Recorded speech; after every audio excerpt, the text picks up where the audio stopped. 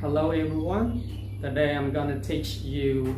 just only one word, but this word is usually confused by most of the English learners. Okay, ថ្ងៃនេះខ្ញុំនឹងបង្ហាញពាក្យមួយទាក់ទងទៅនឹងពាក្យ lack ពាក្យហ្នឹងភាគច្រើនអ្នករៀនភាសាអង់គ្លេសច្រើនតែប្រើច្រឡំគ្នាដោយសារតែមិនបានស្គាល់ស្អីទៅគឺជាថ្នាក់ពាក្យពេលដែលយើងសរសេរណាឥឡូវយើងមកកលែងមកមើលពាក្យនឹងទាំងអស់គ្នាយើងអានថា lack មានន័យថាម៉េចមានន័យថាខ្វះខាតណាខ្វះខាតអញ្ចឹងវាអាចជាកិរិយាសព្ទវាអាចជាគុណនាមវាអាចជានាមទៀតប៉ុន្តែថ្ងៃនេះយើងបដោតសំខាន់ទៅលើពីរចំណុចហ្នឹងគឺគេប្រើវាជា verb គេប្រើវាជា adjective ឥឡូវយើងមកមើលឧទាហរណ៍ទាំងអស់គ្នាដើម្បីឲ្យដឹងថាតើរវាងកិរិយាសព្ទហើយនឹង verb វាមានលក្ខណៈខុសគ្នាបែបណាណារវាងកិរិយាសព្ទហើយនឹង verb ខុសគ្នាបែបណាឥឡូវយើងមើលឧទាហរណ៍ទី1 I like money យើងច្រើនតែច្រឡំថា I like of money មិនមែនប្រើអញ្ចឹងទេពីព្រោះបើវាជាកិរិយាសព្ទហើយយើងអត់ចាំបាច់ដាក់ of នៅកន្លែងនេះទេកាលណាយើងមិនបានដឹងពី structure ហ្នឹងគឺយើងប្រើច្រឡំហើយពីព្រោះទម្លាប់មាត់មកហ្នឹងគេតែនិយាយថា like of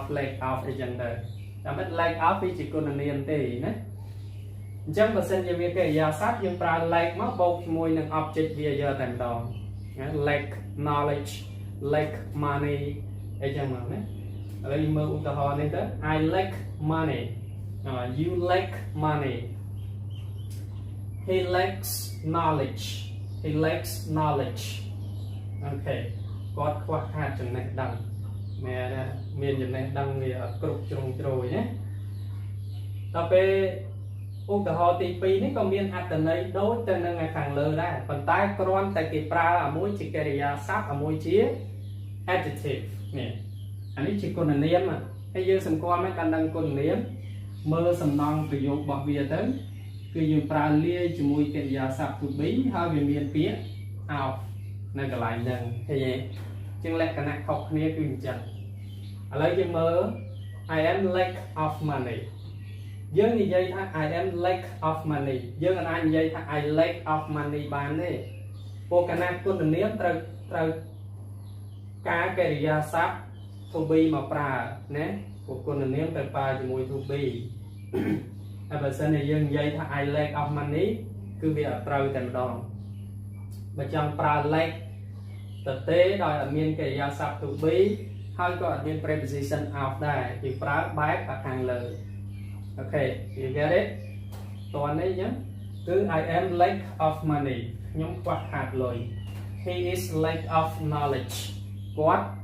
ខ្វះខាតចំណេះដឹងចឹងសរុបមកវិញពាក្យ lack មិនបឹងណាបឹង and lack អានេះ lack កិរិយាសព្ទហើយនេះជាគុណនាមហើយបើសិនកិរិយាសព្ទគេប្រើបែបនេះយើងមើលឧទាហរណ៍ពីរហ្នឹងហើយអត្ថន័យគឺដូចគ្នាទេ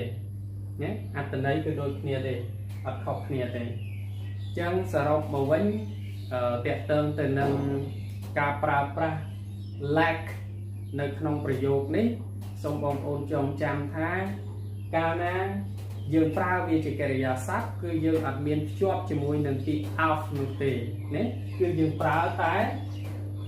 lack មកបូក lack នឹងមកបូកនឹង something ណាបូកនឹង object យកតែម្ដងបូកនឹងកម្មបត្តិយកតែម្ដងកាលណាប្រើជា adjective គឺយើងប្រើ be lack of ណាកិរិយាសព្ទ to be ហើយមាន of ទៀតកាលណាយើងរៀនអញ្ចឹងវាអាចចំណេញទៅដល់ការធ្វើលំហាត់